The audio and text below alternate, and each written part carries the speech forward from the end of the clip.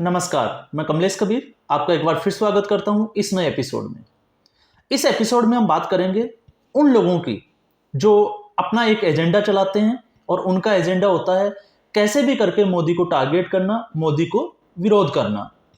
और जब वो मोदी का विरोध करने पे आते हैं तो उनको खुद को ये नहीं पता चलता कि वो मोदी विरोध से कब देश विरोध पे चले जाते हैं। और यही देश विरोधी एक्टिविटीज जब उनकी एक्सपोज होने लगती है तो फिर वो जो है वो एक्सक्यूज देना स्टार्ट कर देते हैं। और उसी के ऊपर आज हम खुलासा करेंगे एक बहुत बड़ी अपडेट के ऊपर। तो मैं उम्मीद करूंगा आप इस वीडियो में अंत तक बने रहें। जिन लोगों ने ये चैनल सब्सक्राइब नहीं किया वो सब्सक्राइब करें। वीडियो देखने के बाद में अगर आपको ये एपिसोड अच्छा लगे तो इसको लाइक करें, सब्सक्राइब करें और शेयर जरूर करें। तो शुरू करते हैं हम महुआ मोइत्रा केस की। महुआ मोइत्रा, अब तक की जो अपडेट आप लोगों के पास थी उसमें ये चीजें सामने थी कि महुआ मोइत्रा ने जो है वो पैसे लिए और संसद में कुछ सवाल पूछे। अब तक कुछ लोग जो है इसको एक राजनीतिक स्टंट जिसके हम कहते हैं कि भारतीय जनता पार्टी जो है जब अडानी का विरोध किया जाता है तो ये चीजें उठाती है और जो दूसरों लोगों को जो है वो तंग परेशान करती है। चाहे आप अरविंद केजरीवाल की पार्टी की बात करें, संजय सिंह, मनीष सिसोदिया, सत्येंद्र जैन जो ऑलरेडी जेल में है, उनके केस में भी हमने देखा कि उनके आरोप ये है कि मोदी जो है वो दूसरी पार्टियों को जो अडानी की बात करते हैं, अडानी के ऊपर जो है वो आरोप उठाते हैं, अंगुली उठाते हैं, उनको जेल में डालते हैं। अब इस केस में भी जब ये चीजें सामने आई तो उसके बाद में यही लग रहा था कुछ लोगों को कि ऐसा कुछ जो है वो होने जा रहा है। क्या संसद में जो है ऐसे क्वेश्चन नहीं पूछे जा सकते? क्या संसद में बशर्ते ऐसे क्वेश्चन पूछे जा सकते हैं? लेकिन उन क्वेश्चन का अगर किसी के साथ में कोई लिंक है तो उसको हम डिनाई भी नहीं कर सकते। और ऐसा पहले ऑलरेडी हो चुका है 2006 में, और उसका स्ट्रिंग भी हुआ था जिसमें बहुत सारे जो है वो एमपी शामिल थे।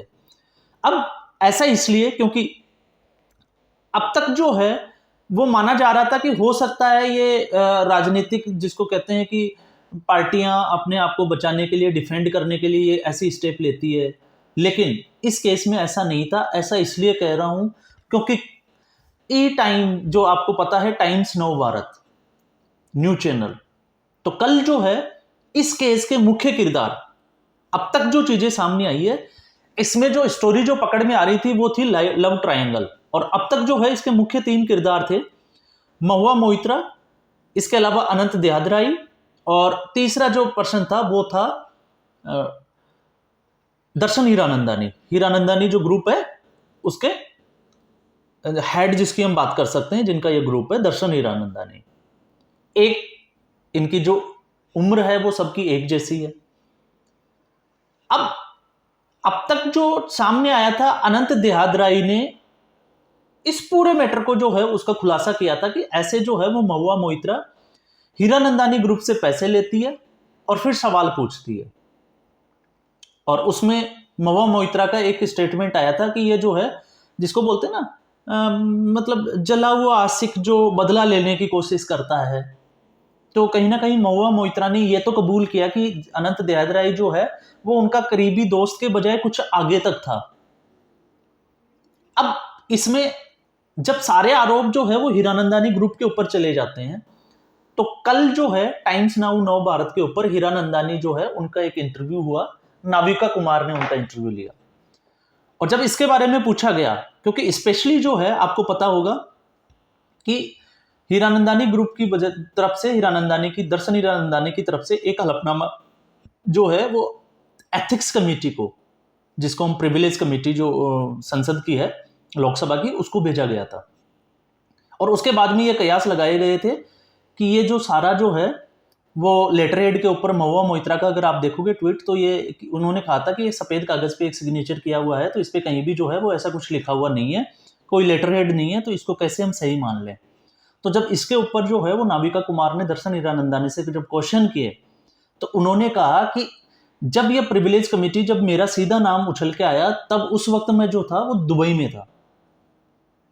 मतलब दर्शन हीरानंदानी 2-3 दिन पहले जो है वो उनकी लोकेशन जो थी वो दुबई थी, इसलिए मैंने दुबई से जो है ये हलफनामा जो है वो तैयार करवाया था। दुबई इंडियन कॉन्सुलेट जो दुबई में है, और वहां से इसको नोटराइज करा के फिर मेरे ग्रुप की तरफ से इस हलफनामे को जो है वो भेजा गया था। और ये हलफनामा जो है हमारी तरफ से 3 लोगों को भेजा गया, एक लोकसभा की प्रिविलेज कमेटी, दूसरा जो है वो निशिकांत दुबे, और सीबीआई। ये हलफनामा 3 जगह गया है। तो उन्होंने जो है इसकी सत्यता को प्रमाणित कर दिया कि ये हलफनामा जो है वो दर्शन हीरानंदानी की तरफ से ही दिया गया था। और जब दर्शन हीरानंदानी खुद सामने आके अगर ये कबूल करते हैं कि वो हलफनामा उनका था, तो फिर ये डेफिनेटली जो है अब तक जो केस जो चल रहा था निशिकांत दुबे के द्वारा जो संसद में उठाया गया था वो 100% सत्य है। और इस सिचुएशन में जो है महुआ मोइत्रा जो है उनकी सांसद सदस्यता तो जाएगी ही, उनका जेल जाना भी अब जो है वो तय माना जा रहा है। और ऐसा इसलिए क्योंकि दर्शन हीरानंदानी ने ये भी कबूल कर लिया है, क्योंकि अब जो है वो जिसको कहते हैं ना कि हवा में बातें नहीं हो रही है। अब दर्शन हीरानंदानी जो है वो खुद कैमरे के सामने आके ये बोल रहे हैं कि जब ये क्वेश्चन जब डाले गए थे तब भी वो दुबई में थे, और दुबई में जब थे तो उनको जो है वो आईडी और पासवर्ड महुआ मोइत्रा की तरफ से भेजे गए थे, और उन्होंने वहां पे जो है इसको ओपन करके और उनकी जो मेल थी, जो साइट थी, उसके ऊपर जो है ये क्वेश्चन डाले गए थे जो सीधे तौर पे जो है वो अडानी ग्रुप को टारगेट किए गए थे। लेकिन उन्होंने ये भी कहा है कि जब अडानी के पहली बार, इससे पहले जब उन्होंने क्वेश्चन डाले थे, उससे पहले जब महुआ मोइत्रा ने अडानी के ऊपर जब सवाल उठाए थे, तब उनको जो है वो मीडिया में एक स्पेस मिली थी और मोदी का जिसको टारगेट किया, तो इसके लिए जो है उनको थोड़ा हाईलाइट किया गया था। तो इसके लिए जो है वो और ज्यादा हाईलाइट, मतलब जिसको कह सकते हैं कि उनकी महत्वाकांक्षाएं और ज्यादा बड़ी हो गई थी। तो इन्होंने जो है वो दर्शन हीरानंदानी को ये खुद बोला कि आप जो है इसके ऊपर कुछ सवाल बनाए जो कि मैं संसद में प्रश्नकाल में पूछ सकूं। और प्रश्नकाल में पूछने का मतलब ये था कि प्रश्नकाल में जब कोई क्वेश्चन किया जाता है तो सरकार को उसका या संबंधित जो डिपार्टमेंट जो मंत्रालय होता है उसको उसका जवाब जो है वो सत्यता के साथ देना ही पड़ता है। इसको जो है वो सरकार डिनाई नहीं करती, इससे सरकार की पॉलिसियों का पता चलता है। तो ये एक चीज तो क्लियर हो गई। दूसरा जो है इसमें अब तक की अगर हम डेवलपमेंट की बात करें तो अब तक हमने देखा है कि इस पूरे मैटर में जो है वो ममता बनर्जी आपने देखा होगा कि जब उनके जो है वो पुलिस के जो हेड थे, इसके अलावा और भी कई लीडर्स थे जिनके ऊपर जो है वो बार बार जब अंगुली उठाई जाती थी तो सीधे तौर से जो है वो ममता बनर्जी धरने पे बैठ जाती थी। लेकिन इस बार जो है उनकी पार्टी का स्टेटमेंट जरूर आया, लेकिन उनकी पार्टी ने स्टेटमेंट ये दिया कि हम महुआ मोइत्रा जो है वो अपने आप को खुद डिफेंड करें, इसमें पार्टी जो है वो कुछ भी करने को तैयार नहीं है। तो इससे आप अंदाजा लगा सकते हो कि ममता बनर्जी की पार्टी को ये अच्छे से पता था कि महुआ मोइत्रा जो है जो कुछ भी कर रही है वो ठीक नहीं कर रही है, और इसका सीधा लिंक जो है वो ममता बनर्जी को ये भी अंदाजा था कि ये सारी चीजें जो है वो कहीं ना कहीं कांग्रेस पार्टी से जुड़ी हुई है। और जैसा कि कांग्रेस पार्टी के जो सांसद है शशि थरूर, कल उनका भी एक स्टेटमेंट आया है और उन्होंने जो है वो मीडिया के ऊपर एलिगेशन लगाया कि महुआ मोइत्रा जो है वो उनसे 20 साल छोटी है, वो उनकी बेटी की तरह है, इसलिए इनके ऊपर जो है वो अंगुलियां नहीं उठानी चाहिए। तो शशि थरूर साहब का अगर बैकग्राउंड आप देखोगे तो उनके ऊपर अंगुलियां उठाना जो है वो लाजमी हो भी जाता है, क्योंकि जो शशि थरूर है वो कोई दूध के धुले हुए तो नजर आते नहीं है। क्यों नहीं आते हैं उसका भी एक पीछे का कारण है। सुनंदा पुष्कर केस आपने देखा होगा, हालांकि शशि थरूर की वो तीसरी शादी थी। शशि थरूर उससे पहले जो है वो 2 शादियां कर चुके थे, जिसमें एक कनाडाई मूल की, क्योंकि शशि थरूर जो है वो पैदाइशी जो है उनके जन्म जो है वो बाहर के कंट्री में हुआ। उसके बाद में उनकी पढ़ाई भी जो है वो बाहर हुई। पॉलिटिक्स में जब वो आए इंडिया में तो उसके बाद में वो आते हैं, इसलिए आपने देखा होगा कि इंग्लिश उनकी बहुत अच्छी है। तो उनकी जो पहली पत्नी थी तिलोत्तमा मुखर्जी, फिर उसके बाद में जो है उन्होंने शादी की क्रिस्टा जाइल्स जो कनाडाई मूल की महिला थी, और उसके बाद में इनके तलाक होने के बाद में 2009 में ये सुनंदा पुष्कर, जब उस वक्त जो है उनकी एज जो है वो 50 साल के आसपास थी, उनके संपर्क में आते हैं और 1-2 मुलाकातों में उनको प्यार हो जाता है। और प्यार ऐसा होता है कि लोगों को पता भी नहीं चलता, भनक भी नहीं चलता। लेकिन जब आईपीएल टीम में जब सुनंदा पुष्कर जो है वो कोची टीम की फ्रेंचाइजी लेने के लिए आतुर हो जाती है, तो उसमें जो पूरा हेल्प जो है वो शशि थरूर की तरफ से किया गया था। ये मैं अपनी तरफ से मनगढ़ंत कहानी जिसको हम कहते हैं वो नहीं है, ये सारा मीडिया रिपोर्ट्स में पड़ा है। और उसके बाद में इन दोनों के रिश्ते जो है वो एक्सपोज होते हैं, और एक्सपोज होने के बाद में हमने देखा है कि जब ये सारी चीजें एक्सपोज हो गई तो उसके बाद में जो है वो सुनंदा पुष्कर के साथ अपने रिलेशन को लेके शशि थरूर हामी भरते हैं, सहमति जताते हैं, और उसके बाद में वो उनसे शादी कर लेते हैं। और फिर उसके बाद में सुनंदा पुष्कर जो है वो आत्महत्या कर लेती है, जहर खा के उन्होंने जान दे देती है। और उसमें जो है वो सीधे तौर पे जो एलिगेशन लगाया जाता है वो एलिगेशन लगता है शशि थरूर के। हालांकि वो उसके बाद में 2018 तक आते आते उस केस में बरी हो गए, लेकिन अंगुलियां जो है वो शशि थरूर के ऊपर जो है वो उठती हुई दिखाई देती है। और इससे ये भी पता चलता है, ऐसा इसलिए भी है क्योंकि इस बात में वजन जब आता है, जब शशि थरूर की फोटो को हम एक बार साइड कर देते हैं, जब महुआ मोइत्रा 2009 में जब वो भारत आती है और कांग्रेस पार्टी ज्वाइन करती है, तो वो कांग्रेस पार्टी के आप जिसको हम कहते हैं हाईकमान कह सकते हैं, अध्यक्ष कह सकते हैं, महासचिव राहुल गांधी से बहुत ज्यादा इंप्रेस थी।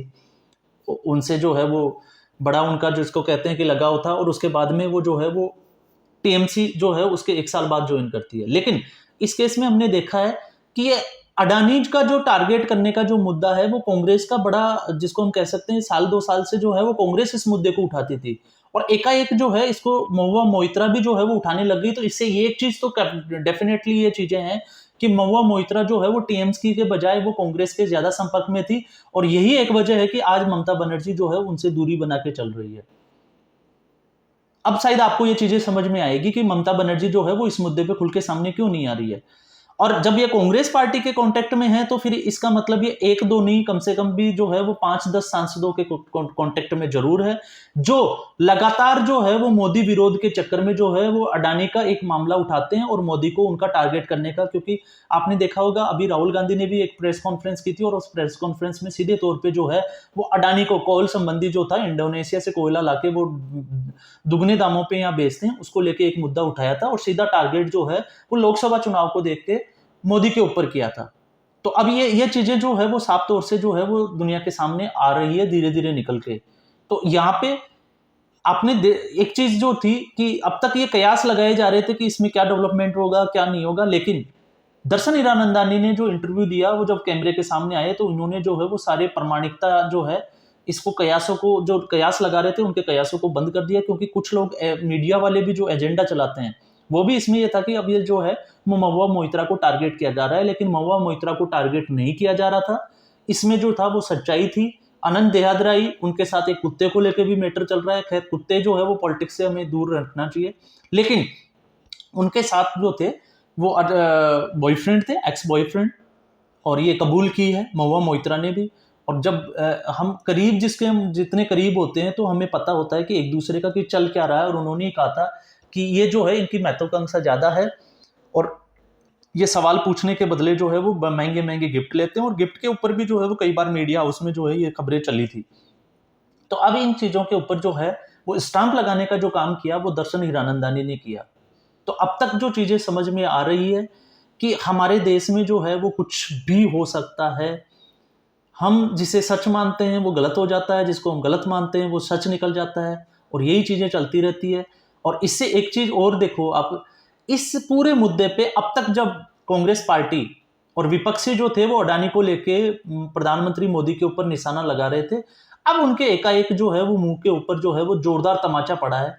क्यों? क्योंकि इससे अगर हम बात करें नरेंद्र मोदी की अब तक की जो इमेज है, सीधे तौर पे उनके ऊपर जो है आज तक किसी ने भ्रष्टाचार के मामले में अंगुली नहीं उठाई, लेकिन ये अडानी का सहारा लेके उनके ऊपर अंगुली उठा रही थी। और अब जनता के सामने सीधा मैसेज आता है, क्योंकि अब इसमें धीरे धीरे इस पूरे मुद्दे पे जो है वो विपक्ष एक्सपोज हो रहा है, वो शामिल है, ये चीजें सामने जो है वो आ रही है। तो अब जो है इससे जनता का जो है वो लोकसभा चुनाव में, अब तक ये सोच रहे थे कि इस मुद्दे को लेके, जैसे राफेल वाले की बात हुई थी कि वो इस मुद्दे को लेके जो है वो लोकसभा चुनाव जीत लेंगे, तो इस मुद्दे पे जो है ये विपक्ष के गाल पे करारा तमाचा है। और इससे जो है कहीं ना कहीं वोट बैंक जो है वो नरेंद्र मोदी की विश्वसनीयता को देखते हुए जो है उस तरफ शिफ्ट होता हुआ दिखाई देगा। ये आपको आने वाले दिनों में, क्योंकि बीजेपी भी जो है अब इसको आक्रामकता के साथ में लेंगी। तो आज के एपिसोड में बस इतना ही, फिर हम एक नए एपिसोड के साथ हाजिर होंगे। तब तक के लिए धन्यवाद।